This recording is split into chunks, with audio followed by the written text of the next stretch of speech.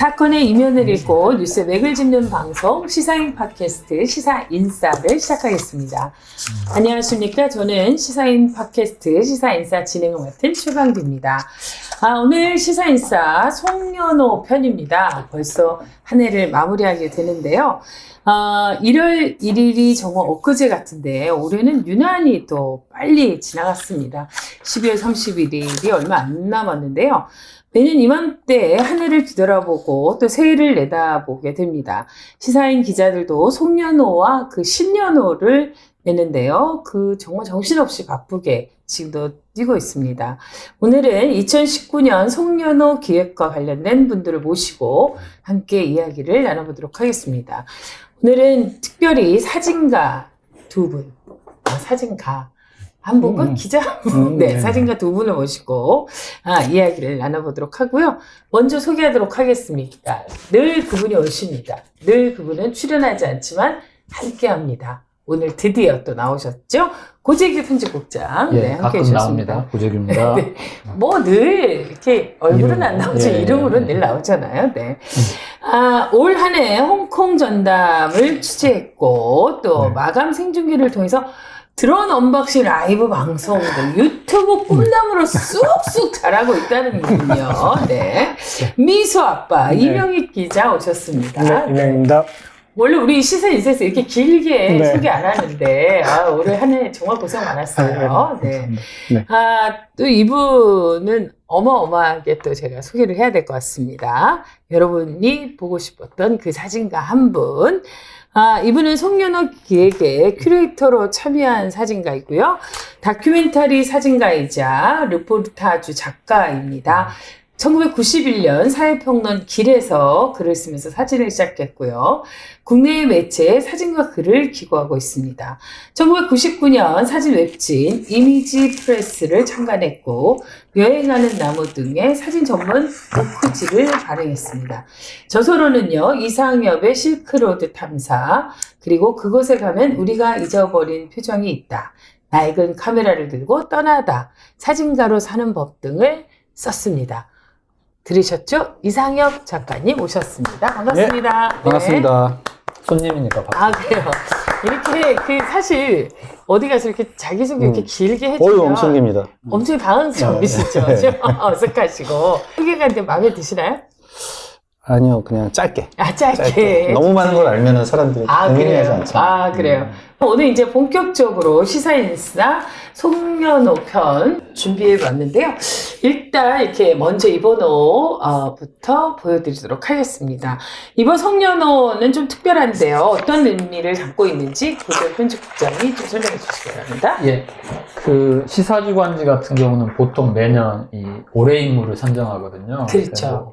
뉴스 보셨으면 알겠지만 이제 타임 같은 경우도 대표적이고, 타임은 이제 올해 인물로 스웨덴의 10대 환경운동가 그렇죠. 그레타 툰베리를 이제 올해 인물로 선정했는데 트럼프가 자기 선정 안 했다고 신기한 일 나서 또 트윗에 그렇게 진짜 올리기도 이렇게 정말 한 해 이제 좀 화제가 되는데, 시사인 같은 경우도 이제 매년 올해 인물을 선정하다가 2016년부터 기억하시는지 모르겠지만 이렇게 또 2017년 그리고 이건 작년에 이런 식으로 이제 올해 인물뿐만 아니라 이제 올해 사진으로 그러니까 한 호 자체를 처음부터 끝까지 한번 다큐멘터리 사진으로 한번 이렇게 정리한 컨셉으로 쭉 이어왔습니다. 그래서 이제 올해는 이제 방금 소개해드린 올해 사진인데요. 특별히 이제 올해는 처음부터 표지부터 끝까지 정말 구닥다리인데요. 필름 카메라로 사진가분들이 참여하셔서 필름 카메라로 담았고, 그리고 노동이라는 한 주제로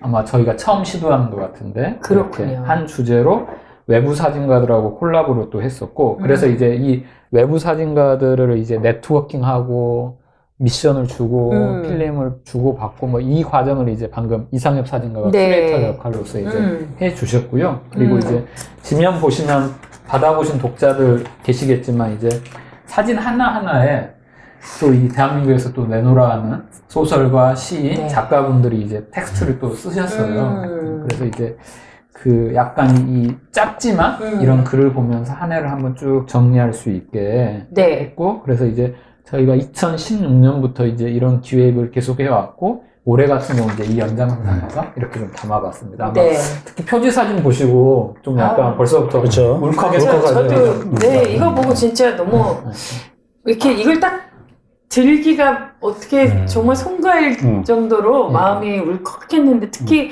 어머니 표정하면 이 김영균의 표정하면 모든 게 다 가슴을 울리는데요. 일단 이 얘기는 조금 접어두고 하나하나 이제 짚어가도록 하겠습니다. 오늘 이제 큐레이터로 오셨으니까 큐레이터 이상현 작가님 그 필름 카메라로 이제 담았다고 지금 저기 이렇게 필름도 세 통이나 준비했는데요. 특별히 이제 이 필름으로 이렇게 사진을 찍은 특별한 이유가 있을까요? 어떤 의미가 있을까요, 이게? 고재규 국장이 한 작년에 제안을 했어요. 이건 형식인데요. 내용하고는, 내용은 이제 나중에 더 잡겠지만, 형식적으로 그럼 필름 카메라 아니면 핸드폰으로 해보자. 한호 전체로. 네. 그러면 이제, 어떤 형식을 취하든지 간에 사람들한테는 이제 모두 다 이제 충격을 줄 수 있다. 네. 이런 이제 효과를 노리는 거죠. 근데 이제 왜 그러냐면 필름은 이미 그 다큐멘터리 사진이라든지 포토저널판에서 사라졌어요. 그러니까 저 필름 거의. 구하기도 그쵸? 어려워요, 요즘은. 100% 디지털로 대체가 됐기 때문에 지금 현재 여기 참여한 사진가들도 평소에는 사실은 필름 카메라 놓은 지 한참 됐죠. 그렇죠. 그래서 이 속으로 좀 이제 많은 고민을 했던 게 실제로 많은 사람들이 이제 필름 카메라를 안 갖고 있어요.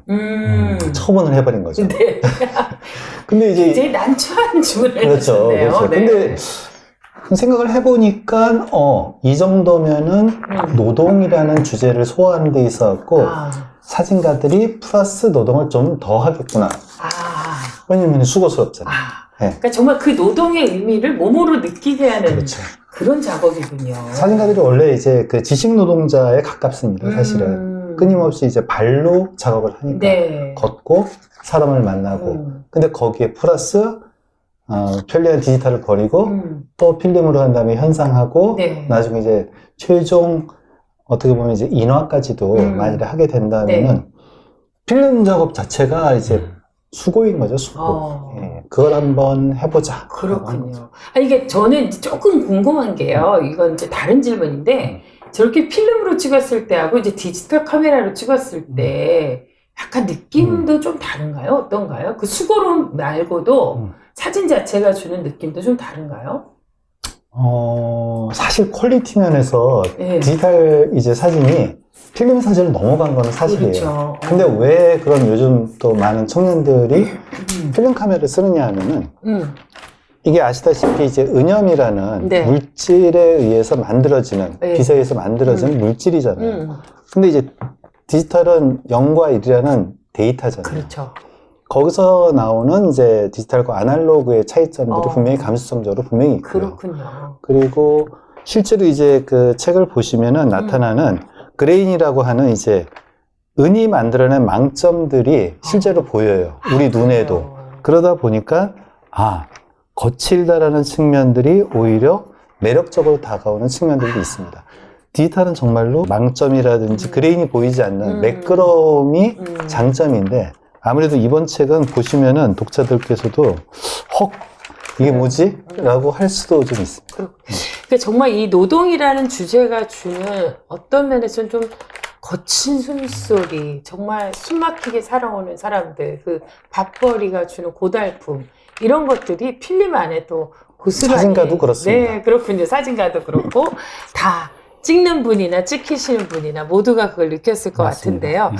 그 고재규 국장님 뭐 3가지 조건을 걸었다면서요. 그러니까 이제 방금 얘기했듯이 저희가 이제 2016년에 이제 처음 할 때도 이것도 좀 파격이었거든요. 네. 이제 예를 들면 뭐 타임 같은 경우는 이제 올해 사진 하기도 했는데 국내 시사 주간지 중에서 이렇게 한 권 전체를 사진으로 한 경우가 없었는데 저희가 이제 처음 하고 반응이 좀 나쁘지 않아서 이듬해에도 이제 시도를 했는데 조금씩 변화를 줬어요. 뭐 이때는 표지를 한 4종류로 만들기도 했었고 그 다음 이제 이때는 이제 아무튼 이때도 조금 좀 더 다층적으로 좀 시험도 하고 했었는데 이번에는 이제 작년부터 이어왔던 그런 고민, 이게 소위 말하면 형식을 조금 특정화를 네. 좀 해보자. 방금 얘기했듯이 이제 필름 카메라의 특성은 이제 사진가 입장에서 얘기한 거고, 예.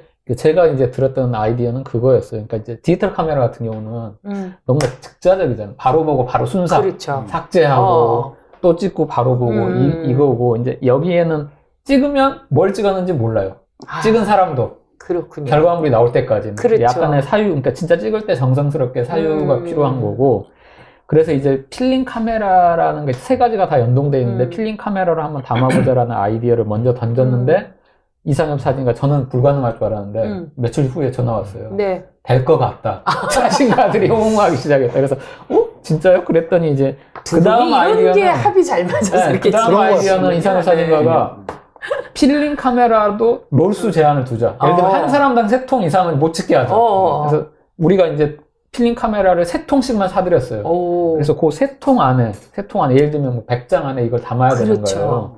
그 다음에 세 번째는, 그렇다면 이제 형식이 이렇고 하면은 이제 컨텐츠를 그럼 어떻게 갈 거냐. 우리가 미션을 준 건데. 그래서 이제 세 번째는 운이 좋았겠지만, 네. 아무튼 인공지능 시대이든 4차 산업혁명 시대이든 이 노동은 계속 이슈가 될 것 그렇죠. 같더라고요. 그래서 그러면 정말 전무후무한데 한우 전체를 노동으로 담아보자 라고 했고, 이런 저희의 고민이 이제 저희만 고민한 게 아니라, 예를 들면 최근에 이제 경향신문 같은 경우 일면을 전체 산재 노동자 네. 3명이 퇴근하지 못했다는 걸로 나왔잖아요. 이슈가 됐잖아요. 그러니까 이런 것처럼 이제 노동은 누군가는 계속 이슈화를 할 필요가 있고, 근데 이제 이게 방금 얘기했지만 필름 카메라도 잘 맞는 것 같더라고요. 예를 들면 찍고 나서도 현상 노동과 인화 노동과 스캔 노동이 또 필요하고, 기계가 하는 게 아니라. 그리고 사진가 한 명 한 명도 제가 이제 좀 부탁드렸던 거는 투쟁의 현장보다는 말 그대로 노동의 현장을 좀 네. 담아달라. 그래서 이번호 같은 경우는 말 그대로 노동의 현장, 노동자, 그렇군요. 그런 현장들이 좀 담겨 있거든요. 네. 그래서 독자분들이 이 호를 보면서 전체적으로 2019년 노동의 풍경, 이걸 한번 좀 포착했으면 좋겠다라는 생각이 들었고, 솔직히 얘기하면 저도 노동자고, 여기 계신 분들 거의 다 노동자고, 또 뭐 우리 자녀들도 대부분 경우는 80~90%는 노동자가 될 거예요. 근데 이제 여전히 우리 사회에서 또는 학교나 이런 데서 노동교육이 제대로 안 돼 있고, 그렇죠. 노동을 천시하고, 노동이라는 단어 자체를. 근데 노동은 천시할 만한 건 또 아니고, 당연히 존중받아야 되고, 하지만 또 존중받지 못한 게 현실이고, 그래서 그런 걸 좀 다층적으로 좀 담아보자 라고 해서 저희가 좀 중장기 계획을 한 거죠. 그리고 이제 여기에 참여하셨던 우리 사진 기자들까지 포함해서 운 좋게도 20명이 딱 20명. 네, 호응을 해줬고, 네. 저희가 뭐 원고료 같은 거 많이 못 드리는데 정말 늘 그 부분에서 주춤하게 되는 거죠. 그 약간 그 열의를 가지고 예. 정말 재밌게 잘 작업을 해주셨던 것 같아요. 우리가 이제 뭐 4차 산업혁명 시대, 디지털 시대의 어떤 면에서는 가장 존중받아야 될 인간의 노동이 소외되고 있는 이 현실 앞에서 어떤 면에서는 이 필름이라는 것을 통해서 또 노동이라는 것을 가장 집중하게 되고 그럴 수 있는 시간이 아니었나, 주목하게 되는 그런 시간이 아니었나 이런 생각을 하게 되는데요. 사실 이제 저 필름 세 통, 저걸 잘 지키시면서 과정도 되게 복잡했을 것 같은데 작가분들이 어떻게 잘 하셨나요? 어떠셨어요? 아니죠. 이상엽 사진가가 정말 고생했어요. 저희는 그냥 미션 툭 던져주고, 그리고 여기서 결과만 가져가기 뭐 이런 입장이었는데. 늘 이 시사에는 이런 구조예요. 이렇게 고지용장이 던지면 나머지는 다 받아서 엄청 고생하셨어요. 한번 저도 좀 네. 설명을 드려요. 이 필름 세로라는 것을 지키기가 어려워요. 네. 왜냐면은 한 통에 이제 36장밖에 안 되는데 36장이면 이제 디지털 카메라가 네. 그냥 1분도 안 돼서 다 찍어버릴 양이기 그렇죠, 때문에 그렇죠. 다다다닥 찍으면 연사를 못 하죠. 맞아요. 근데 또 통당 또 가격도 비싸고 현상까지 하면 2만 원 정도 나오니까 그래요. 그럼 2만 원이 뭐 10초, 30초 안에 후루룩 끝나면 너무 그렇죠. 아깝잖아요. 그래서 이제 통수를 제한을 한 거고요. 그리고 어떤 사람은 연료를 쓰면은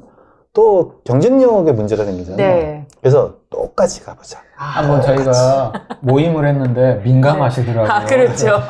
세월호 이상 쓰면 안 된다. 감시를 철저하게 해달라. 뭐 이런 요구도 있었어요. 아니, 직접 찍어봤던 이명혁 기자는 어땠어요? 세로를 갖고 찍는 게 어땠어요? 솔직히. 힘들었어요. 힘들어요. 어떤 점이 솔직히 제일 힘들었나요? 이명희 기자는 필름 카메라를 이번 작업하면 처음 들어봤어요.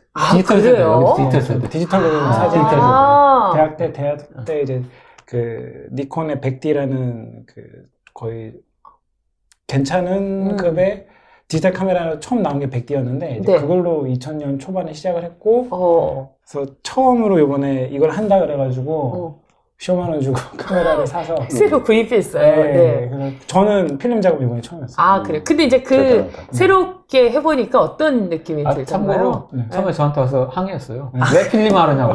장비를 회사에서 사주는 것도 아닌데. 네. 그리고 장비 사준 그런 얘기 해야 돼요. 잠깐만 이거 편집해. 아니 저거 편집해 것도 아니고 네. 사진을 찍고 보면서 수정이 가능했었거든요. 그렇죠. 근데 이거는 전혀 수정이 안 되고 사실 어머니한테 이 어머니 방으로 가기까지 1년이 걸렸거든요. 처음에 용균 씨 돌아가시고 저는 용균 씨 유품이 너무 충격적이었어요. 사실은 그 안에 나왔던 라면들, 그렇죠. 홈런볼 막 이런 것들이 너무 그래서 어머니한테 그때 부탁을 한번 드렸는데 그때 너무 경험이 없어가지고 안 됐고 그 이후에 부탁을 했는데 나중에 하자고 하셨고 그래서 나중에는 저희 이제 김용근 그 저희 어머니 계속 쫓아다니던 나경희 기자가 있었어요. 네네. 그분 나경희 기자를 설득을 해서 1년 만에 이 공간에 허락을 받았어요. 찍을 수 있는 거를.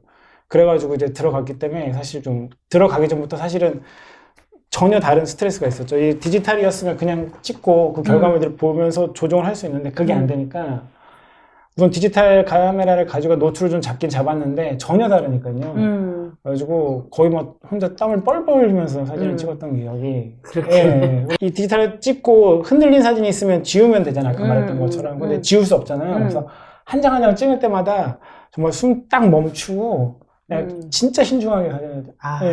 그 사진이 이 사진. 그렇군요. 유품 사진이 이번에 처음 공개된 게 좀 있어요. 아유, 하나 이게 좀 찡하죠. 네. 그 지하철 김군도 생각나고 이 간식에서. 그리고 이거는 핸드폰은 장비 이 프레시라이트를 약간 싼 걸 지급하니까 고장나서 마지막에는 이 용균이가 핸드폰을 켜고 작업을 하다가 사고를 당했어요. 그래서 그 의미로 이제 핸드폰 불빛. 그다음에 이거는 귀마개 워낙 시끄러우니까 힘드니까 이런 게 또 이제 용균이 수첩. 그러니까 이런 걸 이명희 기자가 아주 의미있게 잘 담았어요. 네. 이명희 기자도 사실 이제 그 사진이라는 게 그냥 단순한 피체를 찍는 게 아니라 그 안에 담겨진 의미, 그분의 마음까지도 다 담고 싶은 게 있으니까 정말 숨도 못 쉬고 찍었다라는 얘기가 이렇게 마음에 가장 와닿는 것 같아요. 아마 그 이명희 기자도 그 사진 기자 인생에 가장 어려웠던 순간이 아니었을까 이런 생각이. 홍콩 취재보다 더 힘들었죠, 사실. 이제 명희 기자는 저렇게 했는데 나머지 분들도 이제 이상한 선배가 얘기를 해주셔야 되는 게 이게 필름 배포부터 저희가 이제 한 장소에서 이제 그렇죠. 현상 인화도 뭐 현상 스캔도 맡겼거든요. 그게 쉽지 않았을 거예요. 작업하는 것 자체가. 그렇죠. 근데 이제 과거 20년 전에는 당연했던 일인데 이제 잊은 거죠. 그렇죠. 모든 이제 편집부도 잊은 거고 당시에 이제 사진이 찍은 다음에 후반 과정이 굉장히 길어요. 네. 그래서 현상하고 현상한 걸 다시 또 스캔집에 보내서 스캔 받고 그 스캔 받은 걸 다시 분판하고 여러 번의 작업이 필요하군요. 그렇죠. 근데 이제 그 많은 노동자들이 춤으로서 이제 사라졌죠. 그렇죠. 디지털이 나오면서 싹 사라졌죠. 예. 그래서 어떻게 보면은 디지털이라는 것들이 과거에 비해서 일자리를 갖다가 창출한 것보다는 사라지게 만든 것들이 훨씬 더 많습니다. 네. 지금 이제 그 이상엽 작가분이 계속 이걸 갖고 만지작거리는데 이게 좀 보여주시겠어요? 이게 이제 이분들이 이 면이 이번에 참여하셨던 분들의 면면이 이제 나온 거예요. 그러니까 이상엽 큐레이터가 얼마나 미안하면 계속 저 페이지를 만지작거리면서 맨 마지막에 저희가 들어가 있는데 이게 맨 마지막에 또 깨알 같은 정보가 각 사진가가 쓴 필름 카메라 종류 그렇죠. 그리고 필름 정보가 담겨 있어요. 그렇군요. 그래서 이걸 또 매칭해서 보시면 이제 그것도 어떤 카메라를 썼고 뭐 했던 게 좀 나올 의미 거고 있는 일이겠어요. 그 참 시작부터 쉽지 않았고 또 그거를 어렵지만 또 잘 받아주셨던 작가분들이 계셨기 때문에 이 작업이 잘 마무리될 수 있었을 것 같은데요. 그렇죠. 예, 그 사진도 사진이지만 아까 이제 글도 소설가나 시인이나 정말 우리 시대를 대표하는 글쟁이들이 쓰셨다고 했는데 특별히 그렇게 맡겼던 이유가 있었을까요? 저희가 이제 2016년부터 이제 사진으로 한 해를 되돌아보면서 이제 우리 내부 기자들이 참여하는 것도 중요하지만 이 2016년부터 저희가 보면은 진짜 이게 사진 위주거든요. 이런 식으로 보면은. 네. 그러면 이게 텍스트가 원고지로 따지면 한 1.5매예요. 그러니까 아주 짧은 글이죠. 그래서 이걸 조금 집약해서 보여주면서 약간 독자들로 하여금 좀 음미할 수 있게 하자. 그래서 우리가 사진 지면 자체를 다큐멘터리 사진가, 큐레이터 역할을 해주신 이상엽 사진가를 비롯해서 외부에 열었듯이 네. 지면 글도 좀 외부에 열어보자 해서 첫 해, 그러니까 2016년부터 소설가, 시인, 작가들에게 네. 매칭되는 작가들에게 이제 이 원고를 주문했어요. 의뢰하고. 그래서 예를 들면 이번에 이제 커버 스토리 썼던 이런 거는 이제 은유 작가. 네. 은유 작가가 어머니를 인터뷰하고 그리고 이제 쭉 그 올해 인물 기사가 어떤지를 써주셨죠. 은유 작가는 뭐 우리 지면에도 그렇죠. 나왔고 그리고 이제 그 특성화고 학생들 죽음 산재와 관련된 책도 쓰셨고 그래서 컨셉이 맞았다고 생각했고 나머지 분들도 마찬가지예요. 박서련 소설가나 그리고 이제 이런 플랫폼 노동과 관련돼서는 이제 그 김민석 작가라고 네. 이분도 이제 실제로 그 운전하시면서 맞아요. 대리 운전하시면서 네. 대리사에 네. 글도 쓰셨잖아요. 네. 그런 식으로 이제 쭉 읽어보시면 알겠지만 사진과 좀 매칭이 될 수 있는 시인, 소설가, 작가들에게 정말 짧은 글, 1.5배에서 그렇죠. 이내 안팎의 글을 의뢰를 해서 그분들 글도 굉장히 괜찮아요. 그렇죠. 그래서 사진하고도 맞고 그래서 사진 먼저 보시고 글 보시고 또 글 한번 보시고 사진 보시고 하면 2019년 대한민국의 노동이 이런 풍경이었구나 하면서 한 해를 되돌아보기에는 네. 적절하지 않을까라는 생각이 듭니다. 사실 이제 긴 글은 뭐 또 쓰실 분들이 많지 짧은 글 안에 이런 내용을 담기가 쉽지 않을 텐데 사진과도 연관성이 있고 자기 삶에서 많은 고민을 했던 그 흔적이 고스란히 담겨 있는 글이 있기 때문에 여러분들께서도 이제 사진 한 장이 주는 감동 또 의미도 있지만 글과 함께 읽어보시면 더욱더 그 우리 사회가 어떤 모습으로 어떤 방향으로 가고 있는지를 잘 보실 수 있을 것 같습니다. 고재규 국장이 계속 이야기한 것처럼 이제 올해의 인물로 김용균 의 어머니이신 이제 김민숙님께서 올해의 인물로 선정이 되셨어요. 특별히 이제 올해의 인물로 우리 김민숙 어머니를 선정하신 이유가 있었을까요? 그러니까 그 이상엽 사진가하고도 계속 얘기 드렸었는데 우리가 한우를 노동이라는 주제로 담았을 때 이걸 대표할 수 있는 인물이 누구일까라는 거를 이제 좀 얘기했었고 저희 편집국 안에서도 얘기를 했었고 그래서 이제 보통 이제 아까 타임 사례도 얘기했지만 올해의 인물은 무슨 여론조사로 하는 건 아니에요. 그렇죠. 그 매체의 지향성을 담고 있거든요. 그래서 예를 들면 이제 2016년에는 촛불 유권자, 거리 유권자라고 해서 이렇게 했고 2017년에는 어찌됐든지 간에 정권교체가 됐기 때문에 문재인 대통령 그리고 작년에는 이제 미투 관련 서지현 검사 이런 식으로 해서 한 매체의 지향을 담고 있거든요.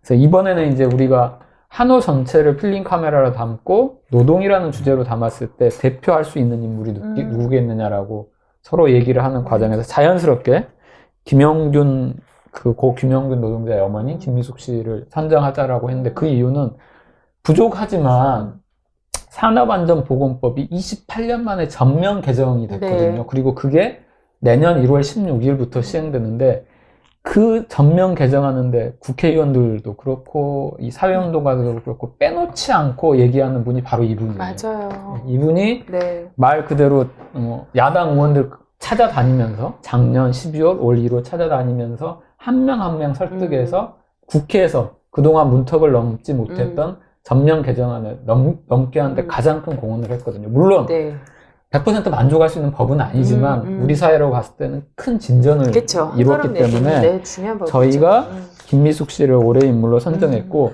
이제 이것과 관련돼서는 이명혁 기자가 또 할 얘기가 많을 거예요. 아까도 얘기했지만 이게 정말 사진 작업이라는 게 하루 가서 찍은 사진이 아니거든요. 그러니까 여기서 용균이 방까지 가는데 굉장히 좀 시간이 많이 걸렸고 저희로서도 좀 공을 좀 많이 들였고 그래서 그 뭐 이명혁 기자가 조금 얘기를 해주시면 될 것 같은데 이게 이제 집에 찾아가서 찍은 사진이거든요. 집에 이제 그리고 이제 뭐 거리에서도 찍기도 했었지만 그래서 찾아가는 과정을 한번 좀 설명을 해주셨으면 될 것 같아요. 아까 기자가. 네, 잠깐 설명을 드렸는데, 그러니까 그때 계기는 그 1년 전 용균 씨 돌아가시고 그 유족 측에서 공개했던 김용균 씨의 유품들이었는데 그 유품들이 좀 슬펐죠 많이. 그러니까 용균 씨의 죽음 자체가 말해주는 것도 있지만 사진 찍는 사람한테 그 이미지 자체가 너무 슬펐기 때문에 그걸 한번 작업을 해봐야겠다라는 생각이 들었는데 사실 이제 제가 이전에 그 다른 사진가들하고 이제 그 세월호 아이들의 방 작업을 했었거든요. 네. 근데 그 작업을 하면서 그 작업이 쉬운 작업은 아니었는데 이제 그 공간 안으로 들어간다는 것 자체가 되게 큰 의미였고 그 공간 안에는 그때 당시 세월호 당시에 그 아이들의 제가 한 3군데 집을 갔었는데 그 탯줄부터 가고 있었던 집이 있어요. 그러니까 이제 아이의 탯줄, 예, 태어날 탯줄. 때부터. 그러면서 육아일기부터 보여주세요. 그러면은 그냥 우리가 세월호 학교 단원고 학생이었다가 그 사고를 당해서 죽었던 한 사람이 아닌 그 사람의 어렸을 때 개인의 이야기부터 들어가거든요. 그러면 사진 찍다 보면 저도 울고, 왜냐면 이제 어머니가 이제 그 육아일기부터 보여주잖아요. 그럼 저 그 육아일기를 찍고 탯줄 찍고 하다 보면 어머니랑 얘기하다 보면 너무 슬퍼요. 그러니까 그렇죠. 우리가 얼만큼 그렇게 사랑으로 키우고 그 과정들이 다 있잖아요. 어렸을 때부터. 그런 아이가 죽은 거잖아요. 사실 그런 사고로. 근데 용균이도 마찬가지예요. 용균 씨 여기엔 없지만 용균 씨 어렸을 때 사진부터 우리 용균이가 어떤 애라는 것들이 있거든요. 근데 그게 있었기 때문에 용균 씨도 그런 작업을 하고 싶었고 그렇게 하고 싶었는데 이제 어머님을 설득하는 게 힘들었고, 세월호는 이제 처음에 또 힘들었지만 나중에 설득을 해서 여러 작가들이 하고 세월호 자체 그 가족들 자체가 이제 그걸 허락을 해주셔가지고 아주 거대한 작업이 돼서 했지만 용균 씨 어머님은 개인이시잖아요. 개인이셨고 네네. 그래서 이제 지금 사고 나고 나서 서울로 이사 오셨잖아요. 네. 그러니까 이사 오시고 나서 방 자체를 이제 용균이 방으로 꾸미시려고 한다고 해서 저는 좀 찍은 사진이 유품 사진 중에서 특히 이게 1년 전에 있었던 홈런보 이걸 다 가지고 계신 거예요. 그러니까요. 아이가 가지고, 용균이가 가지고 있었던. 그러니까 누군가 이제 우리 기자는 이 사진 보고 자기 이제 홈런보 못 먹을 것 같다고 이 생각이 나요. 그래서 이 사진도 좀 찡했고 지금 방금 얘기했던 대로 이제 아이 키워본 분들은 다 느끼겠지만 한 아이가 이제 한 우주가 거의 소멸한 거잖아요. 저는 이 사진 보면서 너무 찡했어요. 군대 갔다 엄마 손내 이렇게 한 게 굉장히 울림이 크더라고요. 용균 씨 표정. 그러니까 사실 그 전문적으로 사진을 찍는 것도 아니셨고 가난한 집안이었고 그 가난이 또 대물림이 되는 과정에서 그 용균이는 너무 착하고 부모님을 배려할 줄 아는 아이로 컸거든요.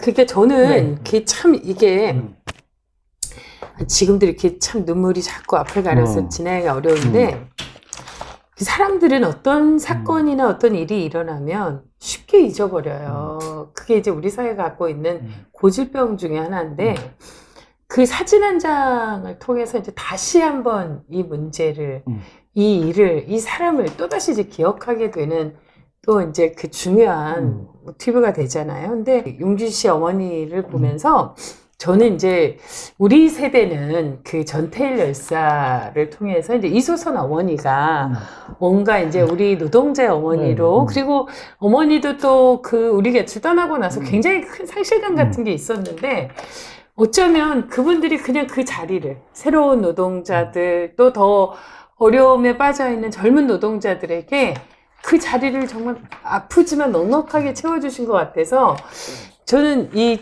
어머니에 대한 그 정말 감사함과 존경의 마음을 얼마나 고통스러우시겠어요. 사실 그 방을 꾸민다고 그 홈런볼 다른 사람도 보면 먹기 어려울 텐데 저걸 볼 때마다 얼마나 가슴이 아프시겠어요. 근데 그걸 딛고 국회로 사회로 나와서 용기 있게 자신의 말을 한마디 한마디 또박또박 해내시는 어머니를 지금도 잊을 수가 없거든요. 근데 그런 마음을 이렇게 사진으로 기록해 주었다라는 게, 우리가 잊지 말아야 될 일.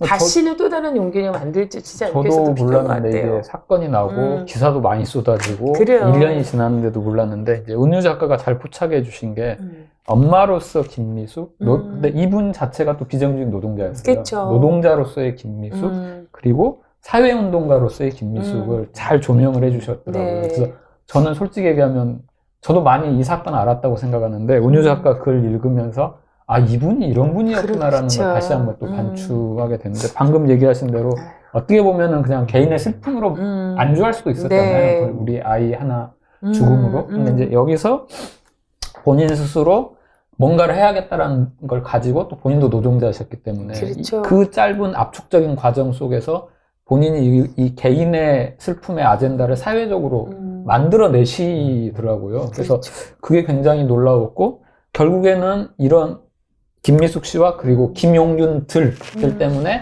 28년 만에 이제 법안이 개정이 된 겁니다. 그래서 굉장히 좀 의미 부여할 만하고요. 그래서 그런 걸 또 이명희 기자가 잘 시각화를 해서 그렇습니다. 마지막 사진이 이제 요 사진이거든요. 근데 이것도 이제 아까 이상엽 사진가가 얘기했지만 이거 디지털로 찍으면 이런 데가 그냥 깨끗해요. 근데 이제 필름이라서 이렇게 좀 거치는데, 저는 이 사진 보면서 약간 이제 추모 현장으로 들어가는 동료 노동자들인데 약간 작업장으로 들어가는 느낌과 함께 그럼에도 불구하고 꽃을 들고 있다라는, 하나 들고 있다라는 거는 지금도 이제 이런 미완의 과제는 계속되고 있고 이분들이 좀 잊지 않겠다라는 게 좀 또 형상화가 돼서 한 장 한 장 보면서 저도 이제 마감하면서 체크했지만 굉장히 좀 오래 시선이 머무는 그쵸. 사진들이었어요. 한 장 한 장. 이게 사진을 보면요, 많은 걸 생각하게 되는 것 같아요. 그러니까 그 사진을 보는 사람마다 그때의 상황이랄까, 마음에 따라서 읽혀지는 게 되게 다른 것 같아요. 그러니까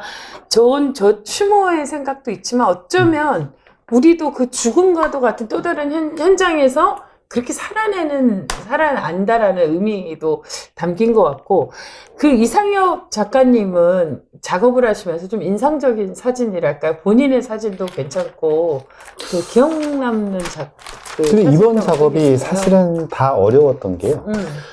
노동하면 20년 전에는 중공업이었어요. 그렇죠. 그래서 중공업의 강철 노동자들이 인상적인 맞아요. 사진에 피사체들이었어요. 근데 이번에는 안 그랬어요. 그게 뭐냐면은 지난 이제 20년 동안 한국 사회가 이제 변화를 하면서 그렇죠. 노동의 개념이 변했어요.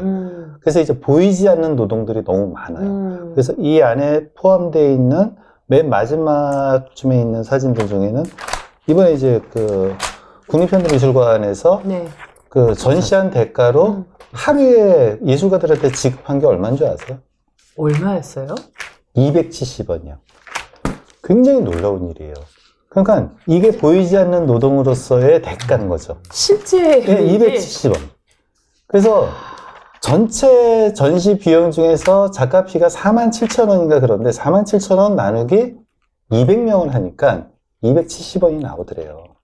그러니까 이제 이런 문제를 어떻게 노동으로 표현할 것인가를 갖다 보여줬던 홍진호 씨의 작업 같은 경우에는 그냥 그 작업을 하고 있는 그 가난한 청년 노동자 예술가의 그냥 모니터업 이런 식으로밖에는 이제 표현하기가 그쵸, 어려웠던 네. 것들이죠. 또 앞쪽에 나와 있는 플랫폼 노동이 또 그래요. 그렇죠. 아시다시피 많은 문제가 되고 있죠. 굉장히 네. 이제 얘기가 되잖아요. 뭐 대리운전, 그렇죠. 딜리버리 이런 것들이 다 이제 플랫폼 노동자인데 플랫폼 노동의 근본은 인터넷의 발전이었거든요. 그렇죠. 근데 이들이 원래 하던 노동은 과거에도 있었던 거예요. 근데 대신에 인터넷을 통해서 자기가 일거리를 갖다가 건 바이 건으로 받으니까 이것이 갖고 있는 사용자는 도대체 누구냐라는 측면에서 자신은 노동자인지 사장님인지를 알 수가 없는 거죠. 네. 이게 바로 플랫폼 노동처럼 우리가 지금 현재 노동이라고 생각하고 있는 것 결이 결코 비슷하지 않다. 굉장히 다양하고 눈에 보이지 않더라 하는 것들이에요. 그래서 이번 작업에 참여한 사람들 중에서 작가들마다 고민이 더 많았던 것 같아요. 작업 시간보다는. 이미 어사이먼트는 3개월 전에 줬는데 사실 사진 3통이면 하루 일거리거든요. 네. 단 하루의 작업을 위해서 계속 섭외를 한 거예요. 이것이 과연 사진으로서 형상화될 수 있는 것인가에 대한 고민들이 사진가들이 더 많았던 거죠. 뭐 그런 얘기입니다. 그렇군요. 그러니까 이 기획은 이제 여름부터 이 송년회를 그쵸. 준비하면서 쭉 되었고 사진가들을 섭외하고 사진가들도 이제 이 문제를 집중하니까 이게 뭐 예를 들면 우리 사회 보면 노동하면 이제 약간 투쟁 현장, 뭐 이렇게 그렇죠. 복직, 해고, 실업 이제 이런 현장만 담으면 어떻게 보면 쉬울 수도 있는데 고민들이 다 들어가 있는 거예요. 저는 이제 재밌는 사진 중에 이 사진도 재밌었거든요. 네.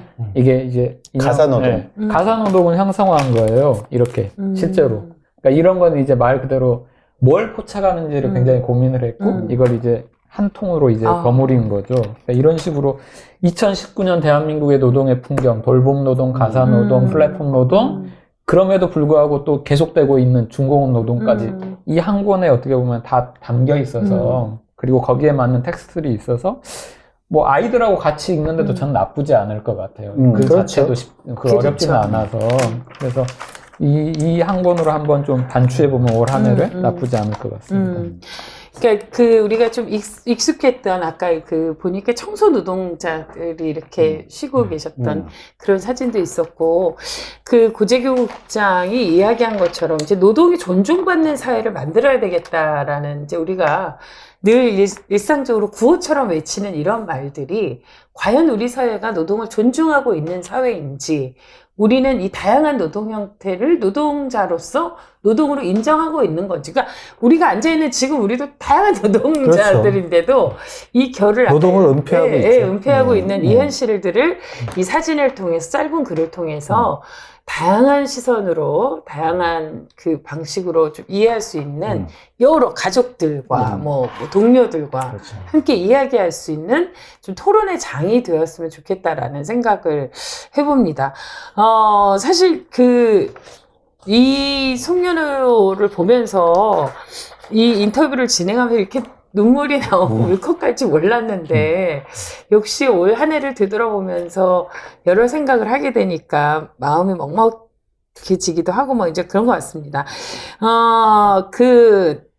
이상엽 작가님께서는 지금 몇 년째 이런 일을 하고 계시잖아요. 근데 이런 시사인의 이런 시도는 어떤 의미가 있다고 생각을 하십니까? 이번 주제는 또 어떤 생각을 이게 근데 준비하셨는지요? 자연스러운 매체의 추세인 것 같아요. 네. 왜냐면은 여기에 담겨 있는 사진들은 어떤 사진은 그냥 뭐 평이할 수 있지만 어떤 사진은 갖고 있는 정보가 누구한테 전달될 때는 증폭이 될 가능성이 있어요. 그러니까 이거 내 얘기네. 그래서 가슴 깊이 이 사진에 담겨 있는 텍스트가 다가올 수 있다는 거죠. 사진은 원래 그런 매체예요. 글은 어떻게 보면은 사람들한테 전달하는 데 있어서 왜곡과 오해가 별로 없어요. 근데 사진은 설명하기가 어렵다는 거죠. 그 텍스트를. 대신에 아주 객관적인 대신에 주관적인 호소력이 아주 강한 매체거든요. 요즘 이제 청년들이 사실 어떻게 보면 사진에 굉장히 많이 반응하는 이유가 또 그것 때문이라고 저도 생각을 해요. 그래서 시사인이 이렇게 매년 연말에 뭔가 이제 선명하진 않지만 사람들한테 대화할 수 있는 담론의 거리를 준다라는 것들은 아주 큰 시도라고 생각을 하고요. 또 이제 사진가들이 또 어떻게 보면 사라지는 직종이에요. 어떻게 보면 이제 디지털의 발전과 모든 이제 핸드폰에 담겨진 이 기능을 통해서 이제 만인의 굉장히 이제 보편적이고 민주적인 기계죠. 사진이라는 것이. 특정하게 나는 이것이 직업이오라고 하는 사람들은 저는 점차 줄기라고 봐요. 하지만 시인처럼 이것을 갖다가 이제 끝까지 이제 붙들고 자신이 갖고 있는 이 사진이라는 하나의 이야기를 가지고 전달하려고 하는 사람들은 남겠죠. 그렇죠. 네. 우리의 또 이 시사인의 잡지도 그런 운명 아닐까요? 종이 잡지도? 네, 그렇죠. 정말 끝까지 남는 사람들, 그리고 그들을 위해서 사람의 이야기를 전달했는데요. 이제 그런 취지로 이렇게 작업을 하시면서 함께 해주신 이 작가분들에게 좀 많은 고마운 마음이 있을 것 감사와 같아요. 이럴 때 좀 공식적으로 해주셔야 그렇죠. 되는 거 아니에요? 네. 우리 옛날 문익환 선생님 흉내 한번 낼까요? 강영호, 김문호, 김옥선, 김웅구, 변백선, 신선영, 신웅재, 신희수, 윤무영, 윤성희, 이갑철, 이명익, 이상엽, 이한구, 임종진, 정태경, 조남진, 주용성, 최영락, 홍진호님에게 다시 한번 감사드립니다. 네. 끝까지 남을 정말 시인처럼 우리 사회를 따뜻하게 비춰줄 작가들의 이름이 아니었나 이런 생각을 해봅니다. 이명익 기자도 사실 올 한 해 굉장히 어려운 취재 현장을 갔잖아요. 홍콩도 갔었고, 또 홍련을 준비하면서 김영균 씨의 방을 또 들여다보게 되는 그런 작업까지 굉장히 여러 가지 의미 있는 한 해였던 것 같아요. 어떠셨어요? 네, 의미 있는 한 해였죠. 이제 그 김정은 국방위원장을 찍고 마지막에 김원군을 찍었는데 그만큼 한국 사회가 되게 스펙타클한 사회인 것 같아요. 정말 올해 초만 해도 정말 남북 문제가 잘 풀리고 정말 우리가 평화의 기운까지 간다 생각했는데 네. 지금은 또 그렇지 않고 또 김용균 어머니가 그렇게까지 산업안전보건법 통과시키고 다 했지만 지금도 하루에 3명의 노동자들이 또 죽어가고 있고 또 그런 누군가는 또 절망을 보는 이런 상황이기 때문에 네. 저희 잡지도 그리고 저도 계속해서 그런 언론의 본령이 뭐 정확히 뭐다라고는 내릴 수는 없겠지만 그런 현장을 계속 지키고 감시하고 또 기자는 기사를 쓰고 저는 또 사진을 찍겠지만 그런 거를 계속 해야 된다라는 거를 알게 해준, 그리고 아직도 내가 하는 일들이 가치가 그래도 좀 있구나라는 걸 알게 해준 한 해여서 뭐 올해 한 해 좋았고 내년도 열심히 일하도록 하겠습니다. 네. 혹시 저희 국장이 있어서 이제 뭔가 이렇게 정답을 내는 이렇게 더 열심히 하겠다 이런 각오를 밝힌 거 결기를 나타낸 것 같아요. 하여간 올 한 해 다양한 기획으로 또 많은 이슈를 만들어냈던 시사인이었는데 송년호도 역시 그 기대를 저버리지 않았습니다. 그 배후에는 언제나 고재욱 국장이 있었는데 이 송년호를 읽는 독자들에게 어떤 마음으로 준비했는지 이렇게 국장 편지에도 썼는데요. 그냥 독자 여러분 애독해 주셔서 감사드리고 1년간 그래서 약간 평화를 빌고 새해에는 정말 일자리로 일하러 나간 분들이 모두 안전하게 집으로 3명 말고 전부 다 집으로 좀 안전하게 돌아와 주셨으면 좋겠다라는 게 국장 편지였고, 저희가 이제 요호 같은 경우 아무튼 간직하면 이게 기록이 될 겁니다. 그래서 뭐 좀 늘 강조하지만 또 빼놓지 않지만 정기 구독해 주시고 그리고 저희가 요 사진 페이지는 항상 프로젝트 페이지라고 따로 만들어요. 그래서 이 자막 써드릴 텐데 2019 포토 시사인.co.kr로 접속하시면 12월 30일부터 약간 또 시원하게 보실 수 있는 네. 이왕이면 지면으로 봐주십시오. 정기 구독하셔서. 그리고 정기 구독하신 분들, 그리고 지면 사신 분들 빼놓지 말고, 요 송년호 때 항상 같이 나가는 게 또 행복한 책꽂이라고 부록이에요. 네네, 부록. 이거 꼭 챙겨보시는 분들 매년 꽤 계시는데, 네. 저희가 이제 지난 1년 동안 그 의미 있는 책들, 독서 리더들이 뽑은 책, 또 기자들이 뽑은 책, 네. 출판계 동향을 요 한 권에 담고 있어서, 요걸 또 보시면 본인들이 1년 동안 독서력도 좀 점검할 수도 있고 미처 못 읽은 책들 체크할 수도 있고 하니까 깨알 정보가 담겨 있습니다. 그래서 요 2권 꼭 챙겨주시고, 저기 써져 있죠? 구독해야 한다. 정기 구독 부탁드리겠습니다. 그래야지 저희가 2020년 씩씩하게 또 보셨죠? 만들 수 있습니다. 예. 보셨죠? 예. 고국장이에요. 구독하고 싶은 정말 국장으로 고할 수밖에 영업 없어요. 국장인 것 같습니다. 이게 아까 이렇게 좀 뭔가 우리 막 계속 이렇게 감정적으로 이렇게 감성해져서 막 눈물과 막 이런데 이성의 편으로 넘어가서 마지막은 항상 정기 구독. 바로 현실입니다. 바로 현실로 다가오는 고재욱 국장이었습니다.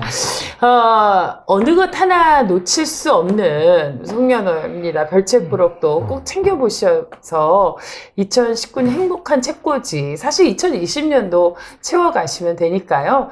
여러분 놓치지 않으셨으면 좋겠습니다. 2019년이 이제 저물어가고 있는데요. 글쎄 올해 시사인에 저는 이제 다양한 기사도 있지만 이 표지 하나로도 많은 게 읽혀지는 그런 장면이 아닌가 이런 생각이 들고요. 마무리를 김용균 씨의 어머니 김미숙 씨, 김미숙 어머니 그리고 김용균 씨와 함께 이렇게 장식을 했습니다. 우리 사회가 지향해야 할 그리고 우리가 바라봐야 할 세상은 어떤 세상인지 정말 되묻게 되는 한 해이고요. 잊지 말아야 할, 꼭 기억해야 할 이름들이 있습니다.